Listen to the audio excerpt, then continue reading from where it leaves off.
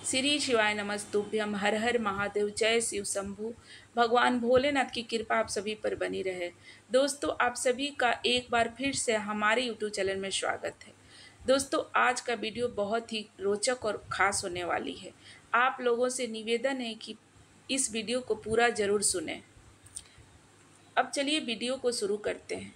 चाहे कितना भी अभागा मनुष्य हो, अगर वह सुबह 3 से 6 बजे ब्रह्म मुहूर्त में कर ले ये दो काम, तो जो चाहोगे वह मिलेगा। एक समय की बात है, माता पार्वती ने भगवान शिव से पूछा, स्वामी, मैंने देखा है कि चाहे कितना भी अभागा मनुष्य हो, अगर वह सुबह के समय ब्रह्म मुहूर्त में उठ जाता है तो वह बहुत सुखी रहता है। ऐसा क्यों है, मुझे बताइए, ब्रह्म मुहूर्त का क्या रहस्य है। तब भगवान शिव ने कहा, हे देवी, मैं आपको इस प्रश्न का उत्तर एक कथा के माध्यम से बतलाऊंगा। कृपया आप इस कथा को ध्यान पूर्वक सुनना, और जो भी मनुष्य इस कथा को पूरा सुनेगा वह कभी भी इस अवसर को अपने हाथ से नहीं जाने देगा। ब्रह्म मुहूर्त का रहस्य जानकर पूरा जीवन बदल जाएगा।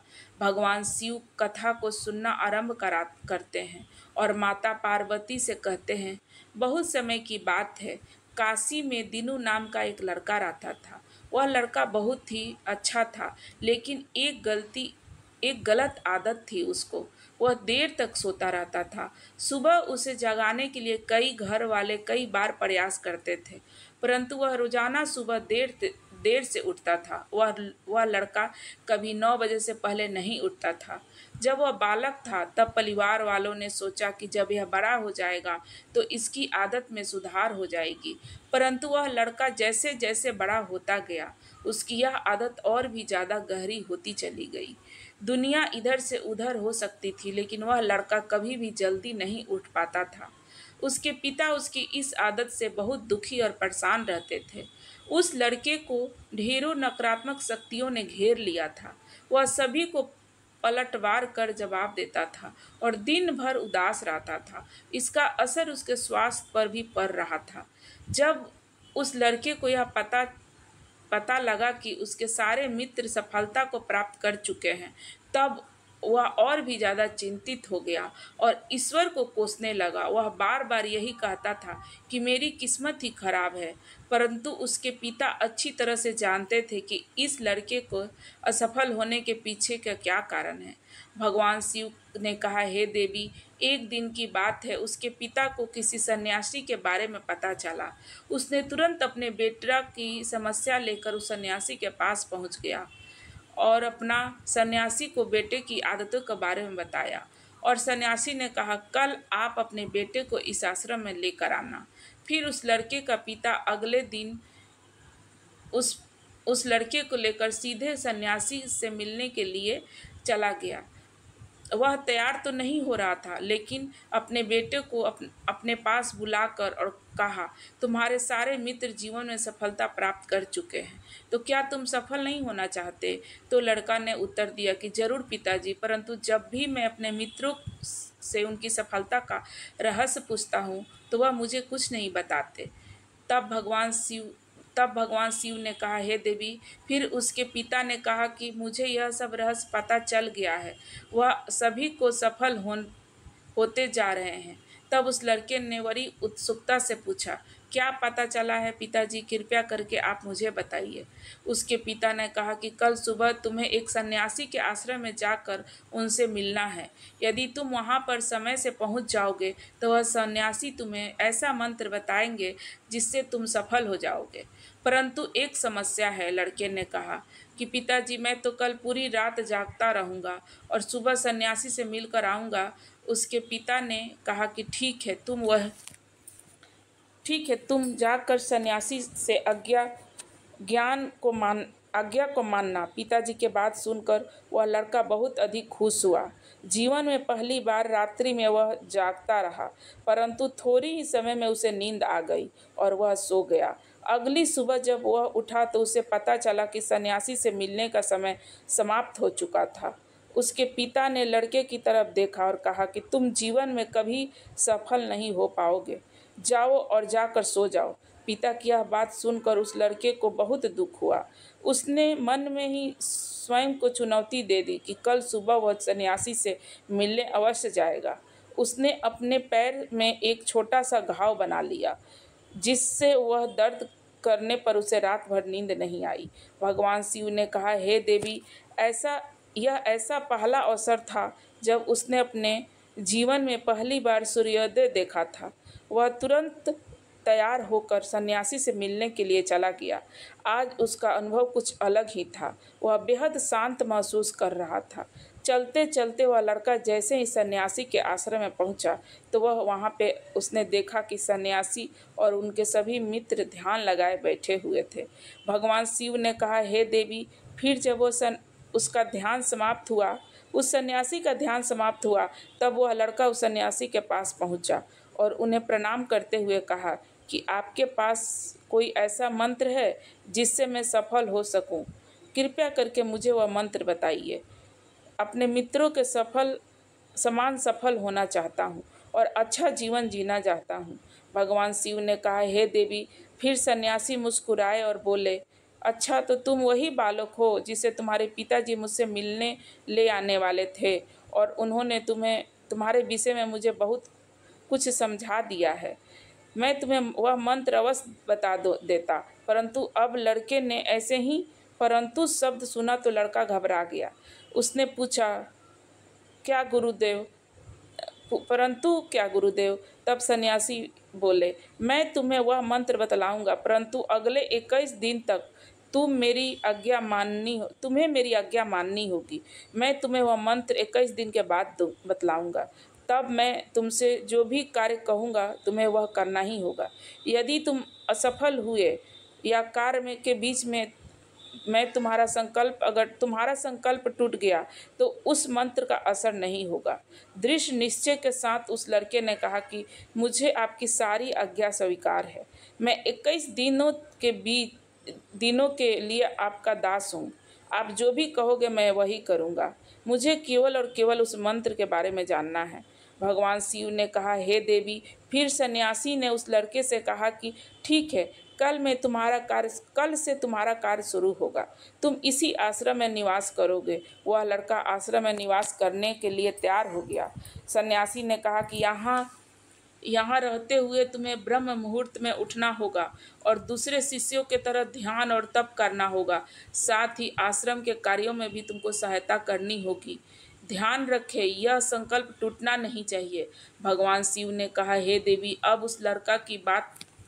अब उस सन्यासी की बात से सहमत हो गया वह लड़का और अगले दिन से उसके कार्य के दिन की शुरुआत थी। इस बार उसे दृढ़ निश्चय किया, परंतु 1 सप्ताह बीतने के पश्चात भी उसका संकल्प टूट गया और वह 8वें दिन देर तक सोता रहा।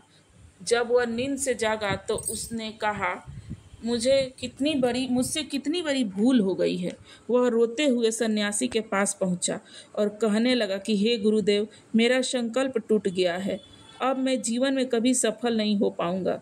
सन्यासी ने उसे समझाते हुए कहा कि एक बार फिर से शुरुआत करो, फिर से संकल्प करो। फिर से लड़के ने सन्यासी से पूछा कि सुबह उठना इतना आवश्यक क्यों होता है और यहाँ पर सभी लोग इतने जल्दी क्यों उठ जाते हैं? भगवान शिव ने कहा, हे देवी। तब सन्यासी ने उस लड़के को समझाते हुए कहा कि सुबह यानी ब्रह्म मुहूर्त में उठने के पीछे बहुत बड़ा विज्ञान छुपा हुआ है। लड़के ने कहा कि कृपया मुझे वह विज्ञान बताने की कृपा करें। सन्यासी ने कहा कि रात्रि को 4 पहर में बांटा गया है। पहला है रुद्र काल, जिसका समय शाम 6 से लेकर 9 बजे तक होता है। दूसरा है राक्षस काल, जिसका समय 9 से 12 बजे तक होता है। तीसरा गंधर्व काल, जिसका समय रात्रि 12 से 3 बजे तक होता है। और सबसे अंत में जो पहर होता है उसे मनोहर काल कहते हैं। इस समय जो ब्रह्म मुहूर्त या अमृत बेला के नाम से भी जाना जाता है, इसका समय भोर कहलाता है, जो भोर 3 बजे से लेकर सुबह 6 बजे तक होता है। और यह समय वो होता है जब पूरे संसार की नकारात्मक शक्तियाँ निष्क्रिय अवस्था में होती है, सकारात्मक शक्तियाँ सक्रिय होती है। ब्रह्म मुहूर्त अर्थात देव मुहूर्त, ब्रह्म मुहूर्त अर्थात देवताओं का समय होता है। भगवान शिव ने कहा, हे देवी, वह सन्यासी आगे कहता है, इस समय देवता धरती पर विचरण करने आते हैं और जागृत मनुष्य पर उनका बड़ा ही सकारात्मक प्रभाव पड़ता है। ब्रह्म मुहूर्त ऐसा समय होता है जिसमें मनुष्य का मस्तिष्क बिल्कुल खाली हो जाता है, जिसमें किसी प्रकार के कोई विचार नहीं होते, और अब उस समय व्यक्ति अपनी पुस्तक खोलकर पाठ का ध्यान करता है तो उन्हें सब कुछ जल्दी याद आ जाता है और यह सब लंबे समय तक याद रहता है। यह ऐसा समय है जिसमें हम ज्ञान को समझने का प्रयास कर सकते हैं। इस कारण आश्रम के सभी शिष्य और संसार में बहुत से ज्ञानी लोग ब्रह्म मुहूर्त में उठ जाते हैं। प्राचीन काल में रोशनी का कोई स्रोत न होने के कारण लोग अपने दिन का समापन सूर्योदय के साथ और सूर्यास्त के साथ और आरंभ सूर्योदय के साथ करते थे। यह एक तरीका है जिससे मानव जीवन प्रकृति के साथ तालमेल बनाकर चलते हैं। भगवान शिव ने कहा, हे देवी। फिर उस लड़के ने कहा, ठीक है, मैं कल से अपना संकल्प फिर से शुरू करूंगा, परंतु ब्रह्म मुहूर्त में उठकर मुझे क्या क्या करना चाहिए।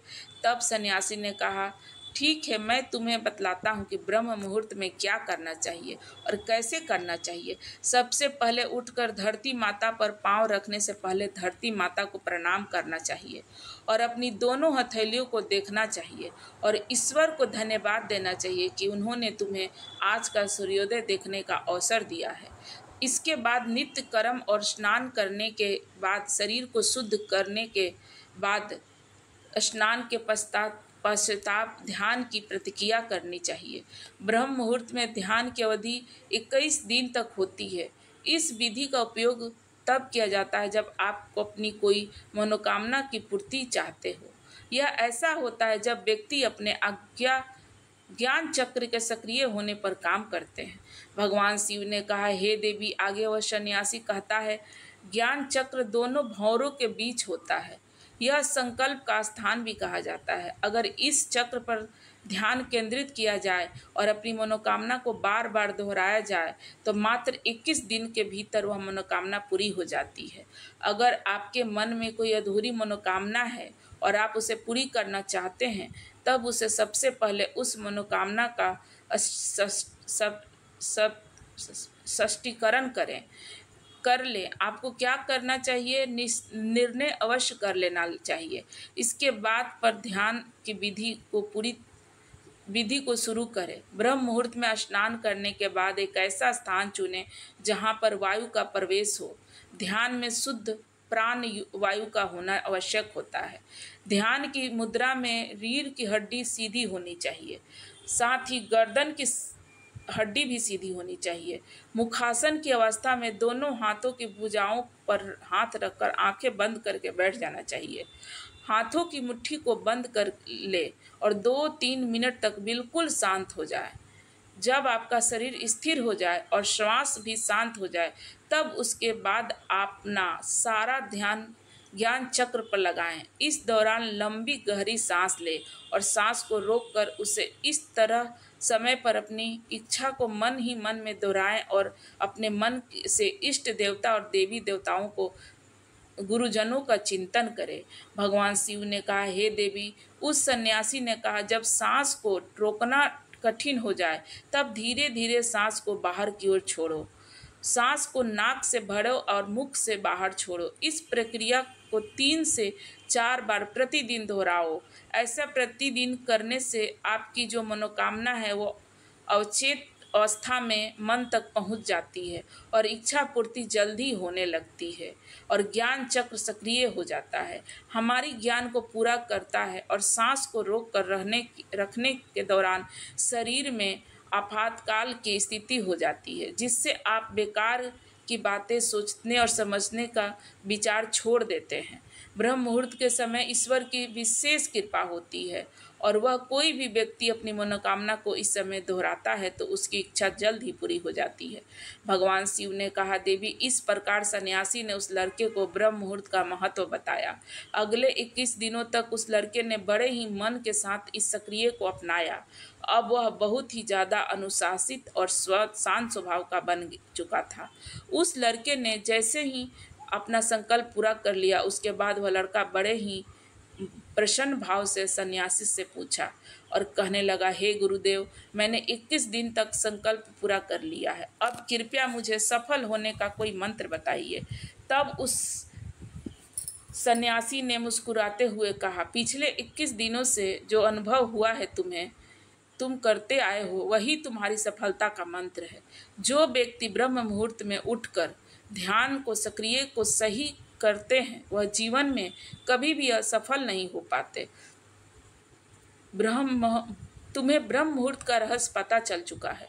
अब तुम इसे जीवन भर याद रखना। जीवन के लक्ष्य और सफलता दोनों प्राप्त होने के लिए इस तरह के संकल्प और ब्रह्म मुहूर्त में उठना बहुत जरूरी है। उस लड़के ने सन्यासी को धन्यवाद किया और ब्रह्म मुहूर्त के नियमों का पालन जीवन अर्पण तक करने का वादा भी किया। भगवान शिव ने कहा, हे देवी, अब तो आपको पता चल गया होगा कि ब्रह्म मुहूर्त में क्या होता है। तब माता पार्वती ने कहा, स्वामी, अब मुझे ब्रह्म मुहूर्त का संपूर्ण ज्ञान हो चुका है। इतना कहकर माता पार्वती ने भगवान शिव को प्रणाम किया। दोस्तों, ये बहुत ही ज्ञानवर्धक वीडियो था जो अभी मैंने आप लोगों के लिए सुनाई और